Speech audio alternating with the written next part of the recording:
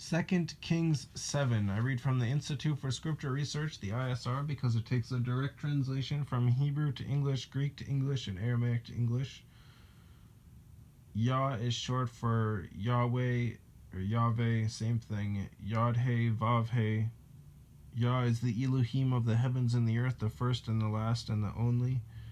Yah is a very jealous El. He is so jealous that he doesn't even want the names of idols or mighty ones to come to our lips. And the letter J is about 600 years old, while the son of Elohim died on a stake for the sins of all of humanity over 2,000 years ago. And Yehoshua, being directly translated from Hebrew to English, is Joshua. And Annals is Chronicles.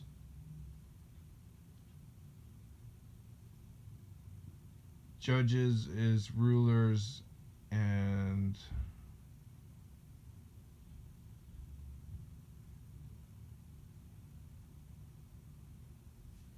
I think that was it. Yeah. And 2 Kings 7. And Elisha said, "Hear the word of Yahweh. Thus said Yahweh, about this time tomorrow, a seah of fine flour," or S-E-A-H, a seah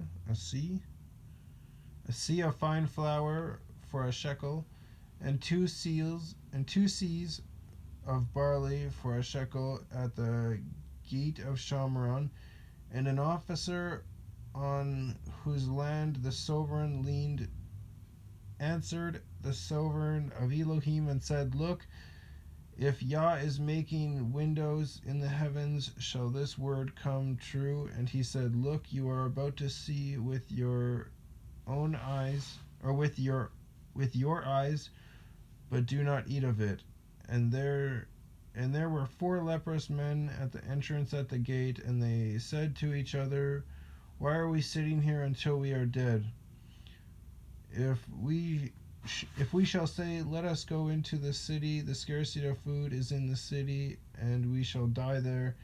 And if we sit here, we shall die. And now come, let us surrender to the army of the Arameans. If they keep us alive, we live, and if they kill us, we shall die."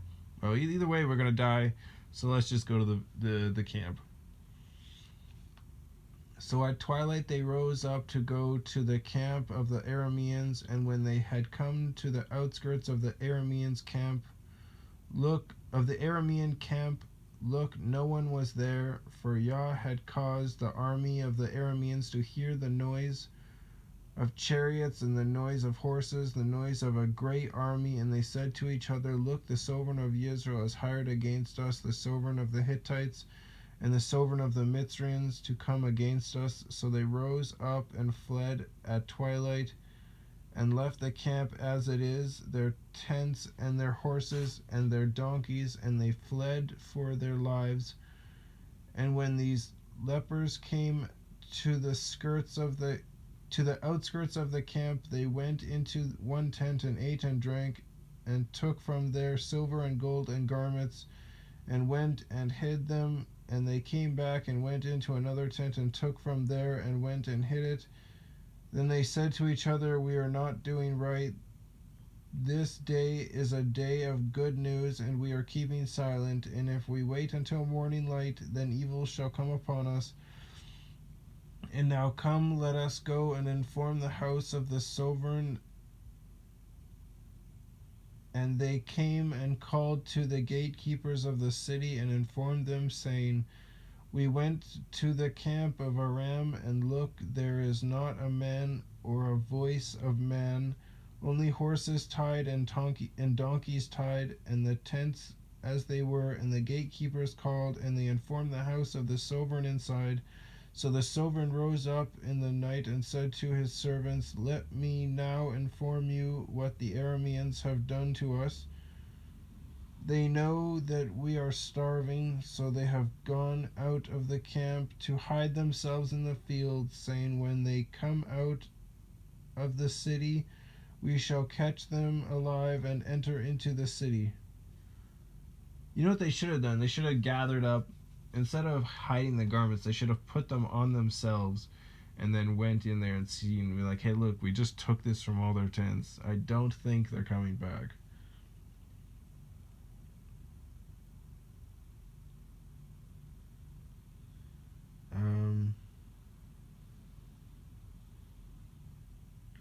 And one of his servants answered and said, please let some take 5 of the horses that are left in the city. Look, they are like the entire crowd of Israel that are left in it. Look, they are like the entire crowd of Israel left from those who are consumed. So let us send and see. They then took 2 chariots with horses, and the sovereign sent them in the direction of the camp of Aram, saying, go and see. And they went after them to the Yarden, and look, all the way was littered with garments and weapons which the Arameans had thrown away in their haste. And the messengers returned and reported to the sovereign. Then the people went out and plundered the camp of Aram. So a seah of fine flour was for a shekel, and 2 seahs of barley for a shekel, according to the word of Yah. The only thing I can think about is that lady who decided that eating her child was the best option. So they cooked him up and ate him. I wonder if they killed him or if they just cooked him alive. And then the other lady who couldn't stick to her own deal, even though she just ate another human child. Maybe they had eaten her own child. I don't know. It's pretty savage that people would do that. I'd rather starve to death. And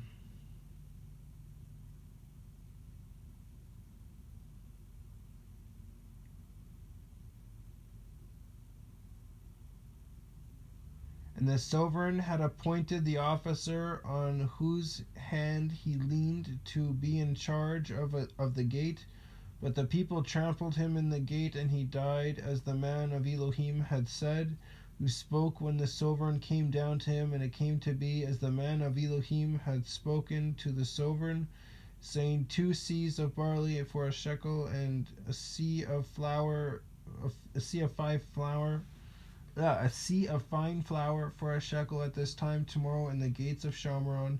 That officer answered the man of Elohim and said, now look, if YahWeh is making windows in the heavens, it is according to this word. And he had said, look, you are about to see it with your eyes, but not eat of it. And it came to be for him, for the people trampled him in the gate, and he died. For asking a question, I think he was like maybe like smirking at him or something like that. He didn't think he was serious. He thought he was being a joke, and he saw that that's what the price became all of a sudden. But he was trampled by the people and he died. So he saw it and he wasn't able to eat from it.